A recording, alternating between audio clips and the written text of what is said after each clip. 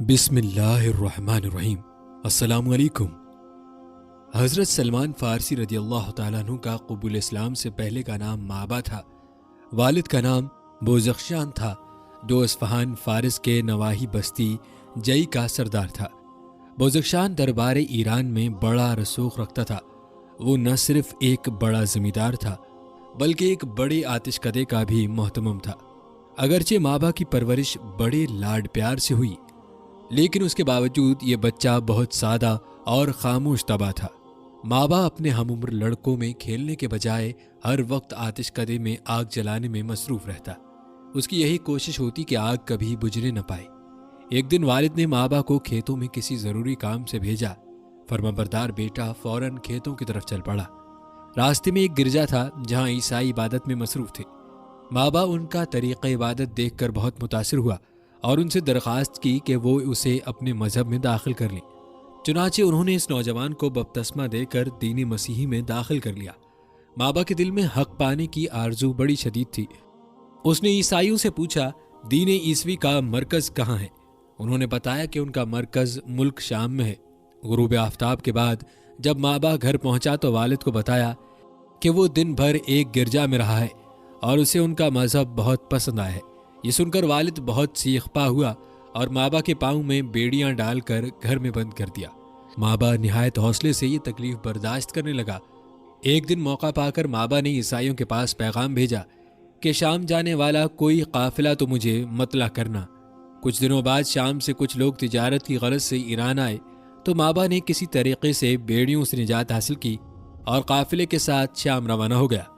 شام پہنچ کر مابا نے لوگوں سے وہاں کے سب سے بڑے مذہبی رہنما کا پتہ دریافت کیا اور اس کی خدمت میں پہنچ کر درخواست کی کہ مجھے اپنے دین کی تعلیمات سے سرفراز فرمائیں۔ وہ عیسائیوں کا لارڈ بشپ پادریوں کا سردار تھا۔ اس نے درخواست قبول کرتے ہوئے مابا کو پاس رہنے کی اجازت دے دی۔ وہ پادری ایک ریاکار شخص تھا، ظاہری زندگی میں نہایت زاہد اور اندرون خانہ عیش و عشرت کا دلدادہ اور مال جمع کرنے کا شوقین تھا۔ کچھ عرصے بعد وہ مر گیا تو مابا نے اس کا کچا چٹھا لوگوں کے سامنے کھول دیا۔ لوگ سخت ناراض ہوئے، تاہم انہوں نے ایک عابد اور زاہد پادری کو اس کا جانشین مقرر کیا۔ مابا دل و جان سے اس کی خدمت میں مصروف رہتا۔ پادری نے بھی حق کی تعلیم میں کوئی کسر نہ اٹھا رکھی۔ جب اس کا آخری وقت قریب آیا تو اس نے مابا سے کہا کہ تم میرے بعد موصل چلے جانا، وہاں فلاں شخص دین مسیحی کا سچا پیروکار ہے۔ مابا موصل پہنچ کر اس شخص سے تحصیل علم میں مصروف ہو گیا۔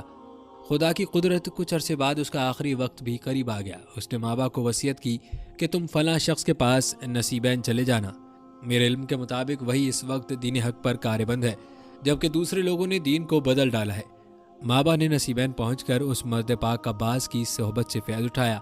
جب اس شخص کی موت سر پر آئی تو مابا نے اس کو بتایا کہ جس نور حق کی تمہیں تلاش ہے وہ اموریہ میں فلاں شخص کے پاس ملے گا۔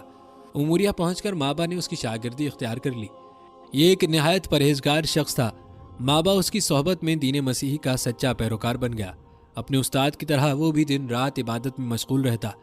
غذا کے حصول کے لیے اس نے کچھ بکریاں خرید لی جن کے دودھ سے وہ غذا حاصل کرتا۔ جب اموریہ کے اس لارڈ بشپ کا آخری وقت قریب آیا تو اس نے مابا کو بلا کر کہا، اے حق کے متلاشی، اس وقت ساری دنیا کفر و شرک میں غرق ہے۔ دنیا میں مجھے کوئی ایسا شخص نظر نہیں آتا جس کے پاس تجھے بھیجوں، البتہ اس نبی آخر الزمان کے ظہور کا وقت قریب ہے جو دین حنیف کو زندہ کرے گا۔ وہ عرب میں اس زمین کی طرف ہجرت کرے گا جس پر کھجور کے درختوں کی کثرت ہوگی۔ اس کے دونوں شانوں کے درمیان مہر نبوت ہوگی۔ وہ ہدیہ قبول کرے گا اور صدقے کو اپنے لیے حرام سمجھے گا۔ اگر تم اس پاک نبی کا زمانہ پاؤ تو اس کی خدمت میں ضرور حاضر ہونا۔ مابا اس شخص کے کفن دفن سے فارغ ہو کر ہر وقت اس جستجو میں رہنے لگا کہ کسی طرح عرب کی سرزمین پر پہنچا جائے۔ آخر ایک دن اس کی دلی مراد پوری ہوئی۔ قبیلہ بنو کلب کا ایک قافلہ اموریہ سے گزرا۔ مابا نے ان سے درخواست کی کہ اس کے مال مویشی اپنے قبضے میں لے لو اور اسے ساتھ لے چلو۔ قافلے والے رضامند ہو گئے۔ جب قافلہ وادی القریٰ پہنچا تو ان کی نیت بدل گئی اور انہوں نے مابا کو غلام بنا کر ایک یہودی کے پاس بیچ دیا۔ ایک دن اس یہودی کا رشتہ دار ملنے آیا جو یثرب مدینے کا رہنے والا تھا۔ اسے ایک غلام کی ضرورت تھی۔ یہودی نے مابا کو اس کے ہاتھوں فروخت کر دیا۔ یثرب پہنچ کر مابا نے جب کھجوروں کے جھنڈ دیکھے تو اسے یقین ہو گیا کہ یہی وہ علاقہ ہے جس کا ذکر اس راہب نے کیا تھا اور جہاں نبی آخر زمان صلی اللہ علیہ وآلہ وسلم ہجرت کر کے تشریف لائیں گے۔ آخر وہ ساتھ بھی آ گئی جس کا مابا کو انتظار تھا۔ ایک دن اسے پتا چلا کہ قبا میں ایک شخص آیا ہے جو اپنے آپ کو نبی کہتا ہے۔ مابا نے فوراً وہاں جانا چاہا لیکن مالک نے اجازت نہ دی۔ کچھ دنوں بعد موقع ملا تو مابا کھانے کی کچھ چیزیں خرید کر بارگاہ رسالت میں پہنچا اور عرض کی، اے خدا کے برگزیدہ بندے، یہ چند اشیاء میں نے صدقے کے لیے رکھی تھی۔ آپ اور آپ کے ساتھی ہجرت کر کے آئے ہیں، آپ غریب الوطن ہیں، لہٰذا انہیں قبول فرمائیے۔ نبی اکرم صلی اللہ علیہ وسلم نے یہ چیزیں لے کر اپنے اصحاب میں تقسیم کر دیں لیکن خود اس میں سے نہ لیا۔ مابا نے دل میں کہا کہ ایک نشانی تو پوری ہوئی کہ آپ صدقہ خود استعمال نہیں کرتے۔ اگلے دن پھر کچھ خوراک لے کر مابا آپ کی خدمت میں حاضر ہوا اور کہا، یہ ہدیہ ہے۔ آپ صلی اللہ علیہ وآلہ وسلم نے اس کا کچھ حصہ خود نوش فرمایا اور باقی صحابہ میں تقسیم کر دیا۔ مابا کو یقین ہو گیا کہ یہی نبی آخر الزمان ہے، تاہم ابھی وہ مہر نبوت کو دیکھنے کا متمنی تھا۔ چند دنوں بعد مابا نبی اکرم صلی اللہ علیہ وسلم کی خدمت میں حاضر ہو کر پشت اتھر کی جانب جا کر منتظر رہا کہ کسی وقت کپڑا ہٹے تو مہر نبوت کا نظارہ کرے۔ رسول اکرم صلی اللہ علیہ وسلم نے مابا کی دلی کیفیت کو بھانپ لیا۔ آپ نے خود پشت مقدس سے کپڑا ہٹا دیا۔ مابا نے آگے بڑھ کر مہر نبوت کا بوسہ لیا اور بے اختیار رونے لگا۔ اس کے بعد مابا نے جستجو حق کے تمام مراحل ابتدا سے آخر تک بیان کیے۔ نبی اکرم صلی اللہ علیہ وسلم نے ان کی داستان تمام صحابہ رضی اللہ تعالیٰ عنہم کو بھی سنوائی۔ مابا مشرف باسلام ہو گئے تو نبی اکرم صلی اللہ علیہ وسلم نے ان کا اسلامی نام سلمان رکھا اور اسی دن سے مابا سلمان فارسی رضی اللہ تعالیٰ عنہ کے نام سے پہچانے جانے لگا۔ سلمان رضی اللہ تعالیٰ عنہ چاہتے تھے کہ دن رات نبی اکرم صلی اللہ علیہ وسلم کی خدمت میں حاضر رہیں، لیکن یہودی کی غلامی کے باعث ایسا ممکن نہ تھا۔ اسی وجہ سے بدر احد کے غزوات میں بھی شرکت نہ کر سکے۔ حضور اکرم صلی اللہ علیہ وسلم کو ان کی مجبوری کا علم تھا۔ ایک دن آپ صلی اللہ علیہ وسلم نے فرمایا کہ سلمان، تم اپنے آقا سے اپنی گلو خلاصی کے لیے معاوضہ ادا کرنے کی کوئی سبیل کرو۔ یہ سن کر اپنے آقا سے بات کی۔ اس نے 40 اوقیہ سونا اور 300 پودے لگانے کا مطالبہ کیا۔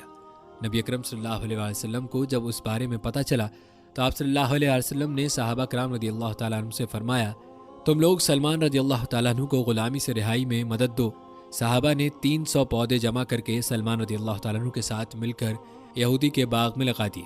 چند دنوں بعد ایک مارکے میں حضور صلی اللہ علیہ وسلم کو مال غنیمت ملا تو آپ نے 40 اوقیہ سونا دے کر حضرت سلمان رضی اللہ تعالیٰ عنہ کو آزاد کروا لیا۔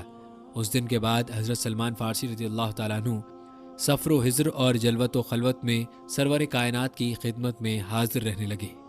تو ناظرین، یہ تھی ہماری آج کی ویڈیو۔ مزید ایسی ویڈیوز کے لیے ہمارے چینل کو سبسکرائب کریں اور دیکھتے رہیے ہمارا چینل۔